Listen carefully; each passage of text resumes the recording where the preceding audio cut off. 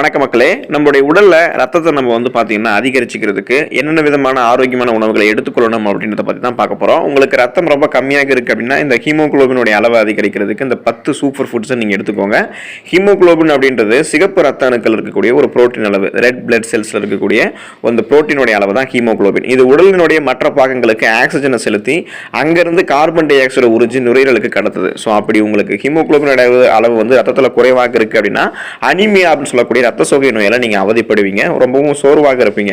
இந்த மாதிரி பிரச்சனை இருக்கக்கூடாது அப்படின்னா ரத்தத்தில் சிவப்பு ரத்த அணுக்களுடைய எண்ணிக்கை குறைவாக இருக்குன்றது அர்த்தம். ஸோ அந்த மாதிரி பிரச்சனை ஏற்படக்கூடாதுன்னா நீ அந்த ரத்த சிவப்பு அணுக்களை அதிகப்படுத்திக்க என்னென்ன விதமான ஆரோக்கியமான உணவுகளை எடுத்துக்கொள்ளணும் அப்படின்றத பற்றி தான் இன்றைய பதிவில் பார்க்க போறோம். வாங்க அதை பற்றி பார்க்கறதுக்கு முன்னாடி இந்த வீடியோக்கு லைக் கொடுத்துருங்க. இந்த தகவலை உங்களுக்கு தெரிஞ்சவங்களுக்கும் ஷேர் பண்ணி விட்டுட்டு இது போன்ற அப்டேட்ஸ்களை தொடர்ந்து பார்க்கறதுக்கு நீங்க இன்னும் நம்மளுடைய ஹெல்த் நியூஸ் தமிழ் சேனலை சப்ஸ்கிரைப் பண்ணாம வச்சிருக்கீங்க அப்படின்னா உடனே சப்ஸ்கிரைப் பண்ணிட்டு பக்கத்தில் இருக்கக்கூடிய பெல் பட்டனை கிளிக் பண்ணி ஆல் அப்படின்ற ஆப்ஷன் மறக்காம செட் பண்ணி வச்சுக்கோங்க. அப்பதான் நான் போடக்கூடிய எல்லா அப்டேட்ஸும் உங்களுக்கு நோட்டிஃபிகேஷன் அடிக்கடி சேரும். சரி, வாங்க இப்போ வீடியோக்குள்ள போயிடலாம். பசலைக்கீரையை நீங்க உங்களுடைய உடல்ல ரத்தத்தில் பார்த்தீங்கன்னா ஹீமோகுளோபினுடைய அளவை அதிகரிக்கிறதுக்கலாம்.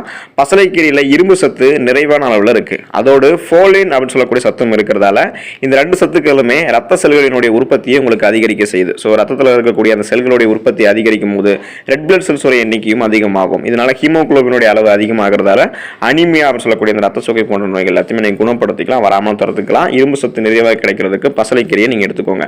பீட்ரூட்டை நீங்க ரத்தத்தை அதிகரிக்கிறதுக்கு எடுத்துக்கலாம். பீட்ரூட்ல இரும்பு சத்து, ஃபோலேட் மற்றும் ஆன்டி ஆக்சிடென்ட்கள் சொல்லக்கூடிய இந்த 3 சத்துக்கள் இருக்கிறதால இது உங்களுடைய உடல்ல பார்த்தீங்கன்னா ரத்த ஓட்டத்தை மேம்படுத்துது. ரத்த ஓட்டத்தை மேம்படுத்தி ஹீமோகுளோபினுடைய அளவை அதிகரிக்க செய்யுது. ஹீமோகுளோபினுடைய அளவை அதிகரிக்கும் போது உங்களுக்கு பார்த்தீங்கன்னா இந்த பிரச்சனை எல்லாம் சால்வ் ஆயிடும். ஸோ ரத்த சம்பந்தமான அத்தனை பிரச்சனைகளுமே உங்களுக்கு குணப்படுத்த வராமல் தடுக்கிறதுக்கு பீட்ரூட்டை நீங்க எடுத்துக்கோங்க. பருப்பு வகைகளை நீங்க உங்களுடைய உடல்ல ஹீமோகுளோபினுடைய அளவை அதிகரிக்கிறதுக்கு எடுத்துக்கலாம். இரும்பு சத்து இருந்திருக்கக்கூடிய பருப்பு வகைகள் ஆரோக்கியமான அளவில் ஹீமோகுளோபினுடைய உற்பத்தி அதிகரிக்கிறதுக்கு உதவிகரமாக இருக்கு. ஸோ எந்த விதமான சைடு எஃபெக்ட்டுமே உங்களுக்கு இருக்காது. பருப்பு வகையில் நீங்க எடுத்துக்கும் போது இரும்பு சத்து கிடைக்கிறதால ஹீமோகுளோபினுடைய அளவு அதிகரிக்கப்பட்டு ரத்தம் சம்பந்தமான அனிமியா போன்ற பிரச்சனைகள் உங்களுக்கு குணப்படுத்தப்படுகிறது, வராமலும் தடுக்கப்படுகிறது. அதுக்கு நீங்க பருப்பு வகைகளை எடுத்துக்கோங்க. மாதுளம் பழத்தை நீங்க உங்களுடைய பிளட்ல ஹீமோகுளோபினுடைய அளவு அதிகரிக்கிறதுக்கு எடுத்துக்கலாம். மாதுளையில இரும்பு சத்து மற்றும் விட்டமின் சி அப்படின்னு சொல்லக்கூடிய உயிர் சத்து நிறைவான அளவில் இருக்கிறதால இது இரும்பு சத்தை துரிதமாக உறிஞ்சுது. ரொம்பவே ஃபாஸ்டாக இரும்பு சத்தை உறிஞ்சி உங்களுக்கு கிடைக்க பெறக்கூடியதாக இந்த மாதுளம் பழம் இருக்கு. ஸோ அப்போ உங்களுக்கு இரும்பு சத்து ஃபாஸ்ட்டாக உறிஞ்சி கிடைக்கிறதால ஹீமோகுளோபினுடைய அளவை ரொம்பவும் ஃபாஸ்ட்டாக அதிகரிக்க செய்யும். ஸோ மாதுளம் பழத்தை நீங்கள் சாப்பிடும்போது உடனடியாக உங்களுக்கு இரும்பு சத்து கிடைக்க ஆரம்பிச்சு அனிமியா சொல்லக்கூடிய ரத்த சோகை சம்பந்தமான அனைத்து விதமான ரத்த பிரச்சனையும் உங்களுக்கு குணப்படுத்தப்படும், வராமலும் தடுக்கப்படும். அதுக்கு நீங்கள் மாதுளம் பழத்தை எடுத்துக்கோங்க. தினம் ஒரு மாதுளம் பழம் கூட நீங்கள் எடுத்துக்கலாம், அது உங்களுக்கு ஆரோக்கியம் தான். அதே போல் நீங்கள் மாதுளம் பழத்தை ஜூஸாகவும் குடிக்கலாம். ஜூஸாக குடிக்கும் போது முடிஞ்ச அளவுக்கு சர்க்கரை சேர்க்காம குடிங்க, அது உங்களுக்கு ரொம்ப நல்லது. ஆப்பிள் பழத்தை நீங்கள் ஹீமோகுளோபினுடைய அளவை அதிகரிக்கிறதுக்கு எடுத்துக்கலாம்.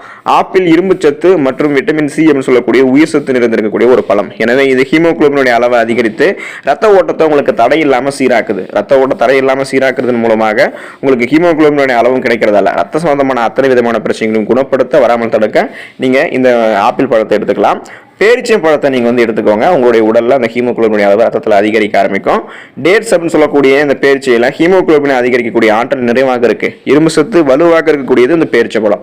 இது நீங்க இரும்பு சத்து பாத்தீங்கன்னா இதுல கொட்டி கிடக்குது அப்படின்னு சொல்லலாம். ஸோ இரும்பு சத்து இருக்கக்கூடிய இந்த பேரிச்சை பழத்தை நீங்க எடுத்துக்கும் போது இது உங்களுடைய ரத்த ஓட்டத்தை தடை இல்லாம சீராக மேம்படுத்த உதவுது. அதே சமயம் இரும்பு சத்து கிடைக்கப்படுவதால ஹீமோகுளோபினுடைய அளவு உங்களுக்கு அதிகரிக்கப்பட்டு உங்களுக்கு அனிமியா சொல்லக்கூடிய ரத்த சோகை பிரச்சனை எல்லாம் ரத்த சம்பந்தமான அனைத்து விதமான பிரச்சனைகளும் வராமல் தடுக்கப்படுகிறது, குணப்படுத்தப்படுகிறது. ஃப்ரக்கோலியை நீங்க உங்களுடைய உடல் ரத்தத்தை அதிகரிக்கிறதுக்கு எடுத்துக்கலாம். ஃப்ரக்கோலி இரும்பு சத்து மற்றும் விட்டமின் சி அப்புறம் ஃபோலேட் இருந்திருக்கக்கூடிய ஒரு பூ, நம்ம சாப்பிடக்கூடிய ஒரு பூ அப்படின்றதால இது உங்களுடைய ஹீமோகுளோபின் உற்பத்தியை அதிகரிக்கிறதுக்கு உதவிகரமாக இருக்கு. அதோட இரும்பு சத்தை ரொம்ப ஃபாஸ்டாக உறிஞ்சி மேம்படுத்துது. ஸோ இரும்பு சத்து உங்களுக்கு உடனடியாக கிடைக்கும் போது உடனடியாக ஹீமோகுளோபின் அளவு அதிகரிக்கப்பட்டு ரத்தம் சார்ந்த பிரச்சனைகளை குணப்படுத்தப்படுது, வராமலும் தடுக்கப்படுது. அதுக்கு நீங்க ஃப்ரக்கோலி எடுத்துக்கோங்க. தர்பூசணி பழத்தை நீங்க உங்களுடைய உடல்ல ஹீமோகுளோபினுடைய அளவு ரத்தத்தில் அதிகரிக்கிறதுக்கு எடுத்துக்கலாம். தர்பூசணி உடலினுடைய நீர் சத்து பற்றாக்குறையை போக்குவது மட்டும் இல்லாம உடலுக்கு தேவையான இரும்பு சத்தையும் வழங்குது. இதனால ரத்த ஓட்டம் உங்களுக்கு தடை இல்லாம பாத்தீங்கன்னா மேம்பாடு அடையும். இதனால உங்களுக்கு ஹீமோகுளோபின் கிடைக்கப்பெற்று ரத்தம் சார்ந்த பிரச்சனைகள் வராமல் தடுக்கப்படும், குணப்படுத்தப்படும். ஸோ அதாவது தர்பூசணி பார்த்தீங்கன்னா 90% நீர் சத்து இருக்கக்கூடிய ஒரு பழம். தாகத்துக்காக மட்டுமல்ல, நம்ம ரத்தம் சார்ந்த பிரச்சனைகளையும் வராமல் தடுக்கவும் குணப்படுத்திக்கவும் நம்ம தர்பூசணி எடுத்துக்கலாம். பாதாம் நீங்க உங்களுடைய பிளட்ல ஹீமோகுளோபின் அளவை இன்க்ரீஸ் பண்றதுக்கு எடுத்துக்கலாம். நட்ஸ் வகைகள்ல பாதாமுக்கு நம்ம எப்போதுமே பார்த்தீங்கன்னா தனி இடம், ஒரு முக்கியத்துவம் கொடுக்கணும். ஏன் அப்படின்னா அதுல கொட்டி கிடக்கக்கூடிய நன்மைகள் அந்த அளவுக்கு இருக்கு. அதுல பார்த்தீங்கன்னா அதுல ஒண்ணுதான் இந்த இரும்பு சத்து, அப்புறம் விட்டமின் இ, இது ரெண்டுமே உங்களுக்கு கிடைக்கிறதால ஹீமோகுளோபினுடைய அளவை இது உங்களுடைய ரத்தத்தில் அதிகரித்து ஆரோக்கியமான முறையில் எந்த விதமான சைடு எஃபெக்ட்டும் இல்லாமல் ரத்த சிகப்பணுக்களை இது உங்களுக்கு பராமரிக்குது. ஸோ அதுக்கு நீங்கள் பாதாம் வந்து எடுத்துக்கோங்க. பீன்ஸ் மற்றும் கொட்டை வகைகளை நீங்கள் உங்களுடைய பிளட்டில் ஹீமோகுளோபினுடைய அளவை அதிகரிக்கிறதுக்கு எடுத்துக்கலாம். வெள்ளை பட்டாணி, பச்சை பட்டாணி, பீன்ஸ் வகைகள் போன்றவை இரும்பு சத்துக்கு பெயர் போனது. அதோடு இதில் இருக்கக்கூடிய ஃபோலேட் மற்றும் புரோட்டீன் நிறைவான அளவில் இருக்கிறதால ஹீமோகுளோபினுடைய அளவை இது உங்களுக்கு அதிகரிக்க செய்யுது. ஹீமோகுளோபினுடைய அளவை அதிகரித்து உங்களுக்கு வந்து பார்த்தீங்கன்னா இந்த ரத்தம் சம்பந்தமான பிரச்சனைகள் வராமல் தடுக்கிறதுக்கும் குணப்படுத்துகிறதுக்கும் நீங்கள் வந்து பார்த்தீங்கன்னா கண்டிப்பாக இந்த உணவுகளை தொடர்ந்து எடுத்துக்கோங்க. இந்த உணவுகளை நீங்கள் தொடர்ந்து எடுத்துக்கொள்ளும் போது உங்களுடைய உடலில் ஹீமோகுளோபின் இரும்பு சத்து கிடைக்க ஆரம்பிக்கும், ஹீமோகுளோபினுடைய அளவு அதிகரிக்கும், ரத்தம் சம்பந்தமான பிரச்சனைகள் வராமல் தடுக்கப்படும், குணப்படுத்தப்படும். ஸோ கண்டிப்பாக இதை நீங்கள் எடுத்து ஆரோக்கியமாக இருங்க. நன்றி மக்களே.